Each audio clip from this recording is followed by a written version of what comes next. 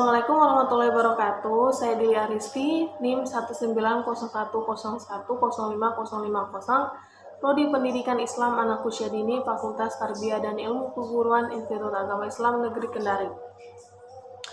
Di sini saya akan menjelaskan atau memaparkan materi tentang pendidikan anak berkebutuhan khusus atau ABK. Adapun anak berkebutuhan khusus adalah anak yang memiliki perbedaan dengan anak-anak secara umum atau rata-rata anak seusianya. Anak dikatakan memiliki kebutuhan khusus jika ada sesuatu yang kurang atau lebih pada dirinya. Sementara menurut Howard, anak berkebutuhan khusus adalah anak dengan karakteristik khususnya yang berbeda dengan anak pada umumnya, tanpa selalu menunjukkan ketidakmampuan mental, emosi, atau fisiknya. Anak berkebutuhan khusus adalah anak yang memerlukan penanganan khusus sehubung dengan gangguan perkembangan dan kelainan yang dialami anak. Mereka juga dapat digolongkan berdasarkan gangguan dan kelainan pada aspek fisik, motorik, kognitif, bahasa dan bicara, pendengaran, penglihatan, dan sosial emosionalnya. Adapun definisi anak yang memiliki keterbatasan.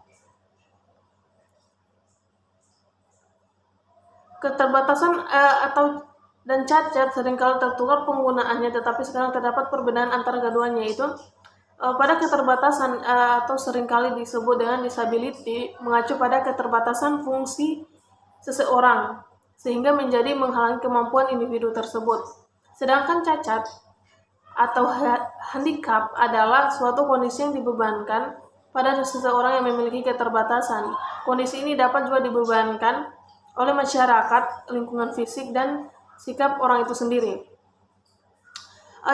Jenis dan karakteristik anak yang memiliki keterbatasan yaitu yaitu gangguan indera yang terdiri atas gangguan penglihatan dan gangguan pendengaran yang akan menyulitkan proses pembelajaran anak, seperti anak yang tuli biasanya lemah dalam berbicara dan bahasanya. Anak berkebutuhan khusus terdiri dari dua kelompok, yaitu anak berkebutuhan khusus yang bersifat permanen dan temporer.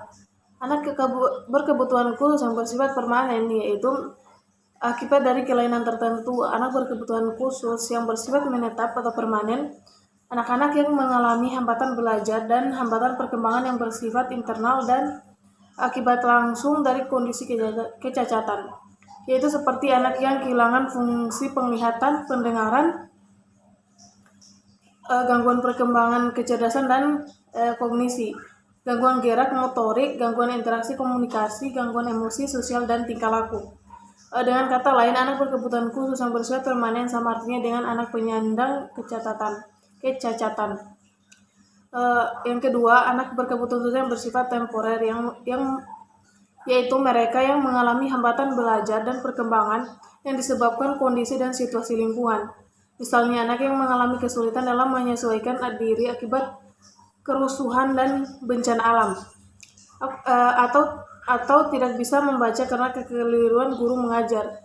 Anak yang mengalami kewibahasaan, perbedaan bahasa di rumah dan di sekolah. Anak yang mengalami hambatan belajar dan perkembangan karena isolasi budaya dan adanya kemiskinan di lingkungan tersebut. Anak berkebutuhan khusus temporer apabila tidak mendapatkan interferensi yang tepat dan sesuai dengan hambatan belajarnya bisa menjadi permanen. Selanjutnya adapun faktor penyebab anak berkebutuhan khusus, yaitu terdapat 3 penyebab dari anak berkebutuhan khusus, yaitu sebelum kelahirannya. Penyebab yang terjadi dalam proses kelahiran dalam hal ini berarti ketika anak dalam kandungan terkadang tidak disadari oleh ibu hamil. Faktor tersebut antara lain yaitu gangguan genetika, kelainan kromosom, dan transformasi, infeksi kehamilan, usia ibu hamil, dan lahir prematur. Yang kedua, selama proses kelahiran, setiap ibu berharap mengalami proses melahirkan yang normal dan lancar. Berikut selama proses kelahiran, yaitu terdiri atas proses kelahiran lama atau anoksia, prematur kekurangan oksigen.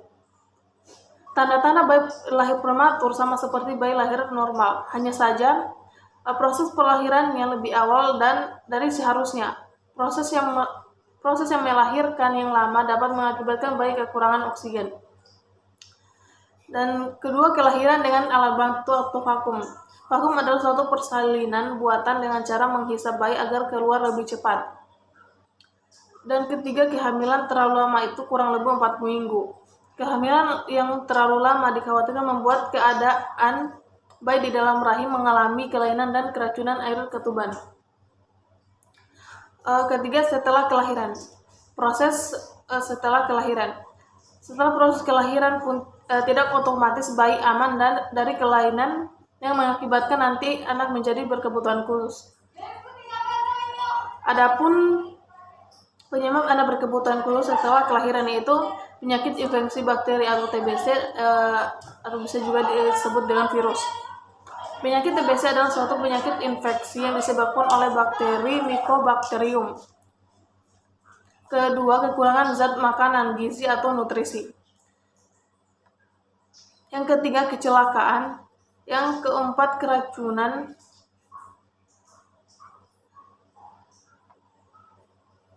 Adapun juga jenis-jenis anak berkebutuhan khusus. Anak dengan gangguan penglihatan, yaitu tunanetra. Tunanetra adalah gangguan daya penglihatan berupa kebutuhan menyeluruh atau sebagian, dan walaupun mereka telah diberi pertolongan alat bantu khusus, mereka masih tetap mendapatkan pendidikan khusus. Kehilangan kemampuan penglihatan adalah suatu kondisi di mana fungsi penglihatan mengalami penurunan mulai dari derajat yang ringan sampai dengan yang paling berat. Penyebab terjadinya kehilangan kemampuan penglihatan adalah karena adanya permasalahan pada struktur dan fungsi dari mata. Ciri-ciri tunanetra yaitu tidak mampu melihat, tidak mampu mengenali pada jarak 6 meter, kerusakan nyata pada kedua bola mata, peradangan hebat pada kedua bola mata, mengalami kesulitan saat mengambil benda kecil di sekitarnya, dan juga pada posisi mata sulit dikendali oleh syaraf, antara lain mata bergoyang-goyang terus-menerus. Yang kedua, anak dengan gangguan pendengaran tunarungu atau tunarungu. Keadaan kehilangan pendengaran meliputi seluruh gradasi atau tindakan baik ringan, sedang, dan juga berat, dan saat berat yang akan mengakibatkan pada gangguan komunikasi dan bahasa. Ketunanetraan ini dapat digolongkan dalam kurang dengar atau tuli. Gangguan pendengaran merupakan gangguan yang menghambat proses informasi bahasa melalui pendengaran dan maupun alat pengeras bersifat permanen maupun sementara. Ciri-ciri tunarungu yaitu tidak mampu mendengar, terlambat perkembangan bahasa, sering menggunakan isyarat dalam berkomunikasi, kurang dan tidak tanggap bila diajak bicara. Yang ketiga yaitu tunawicara. Tunawicara sendiri merupakan suatu kondisi di mana adanya daya atau ketidakmampuan dalam berbicara dan berbahasa. Individu yang mengalami gangguan atau hambatan dalam komunikasi verbal sehingga mengalami kesulitan dalam berkomunikasi. Tunawicara dapat ditemui sejak lahir, di mana hal itu merupakan kelainan bawaan sejak lahir. Adapun faktor penyebab dari tunawicara, yaitu sebelum anak dilahirkan atau masih dalam kandungan, prenatal, yaitu seperti keturunan hereditas dan anoksia. Yang kedua, pada waktu proses kelahiran dan baru dilahirkannya. Yang ketiga, setelah dilahirkan atau postnatal, yaitu infeksi meningitis atau radang selaput otak. Yang ketiga, infeksi alat pernafasan.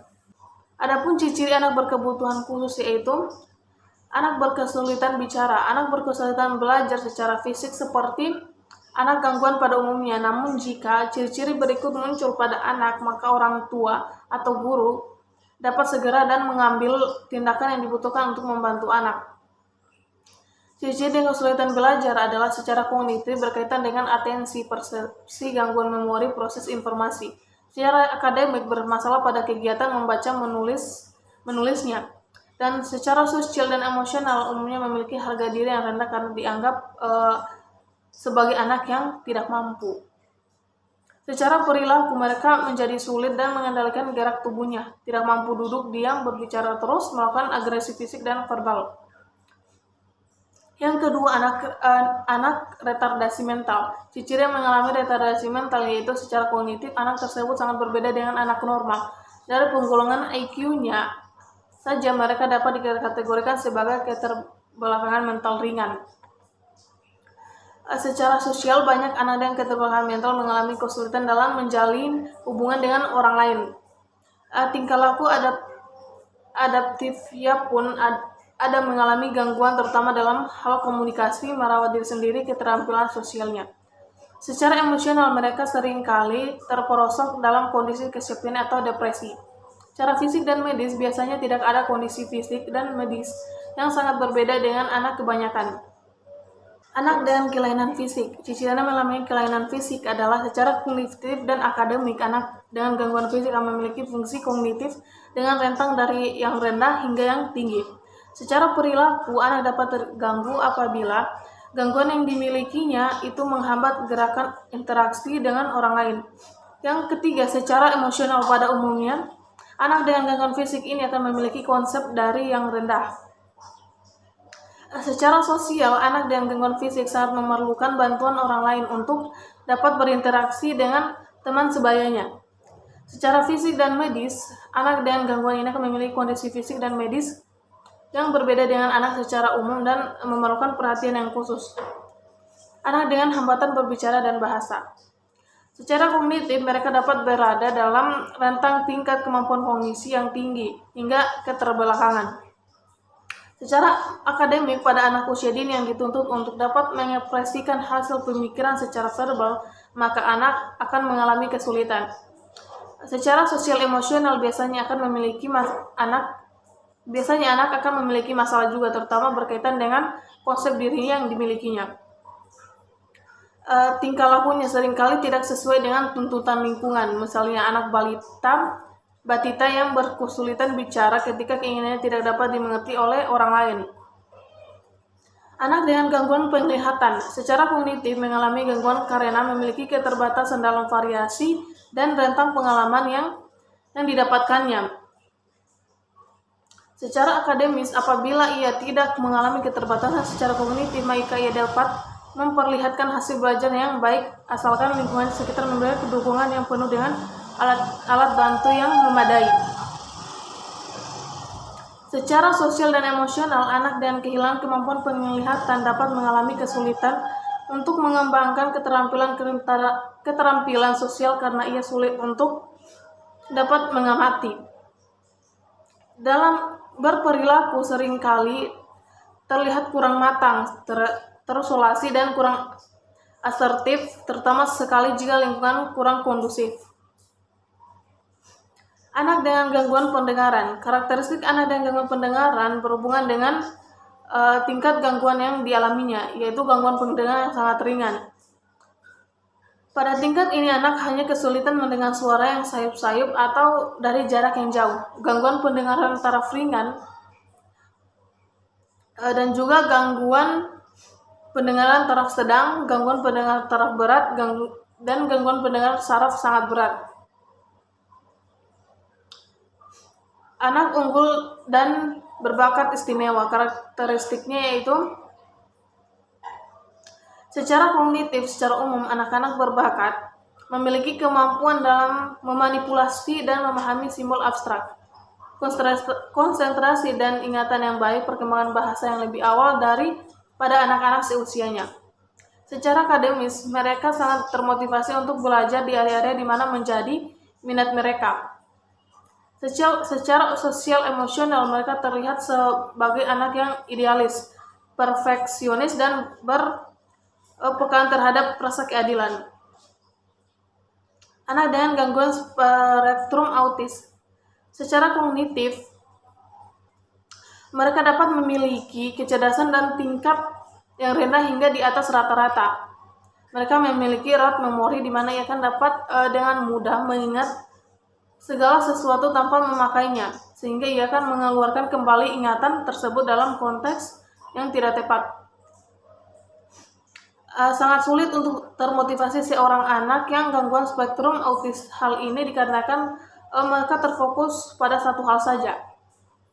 Secara sosial emosional, mereka mengalami kesulitan karena mereka tidak memiliki kemampuan untuk berkomunikasi. Intonasi bicara yang sangat datar, mengulangi kata-kata yang tidak bermakna. Secara perilaku, anak cenderung hanya memperhatikan atau merespon pada stimulus saja yang bermakna bagi dirinya sendiri dan tidak mengidalkan hal di sekitarnya. Mereka sering memunculkan tingkah laku yang sama dan dilakukan berulang-ulang, seperti mengepakkan tangan, bertepuk tangan, menggoyangkan badannya. Sekian dari pemaparan materi dari saya tentang pendidikan anak berkebutuhan khusus. Terima kasih.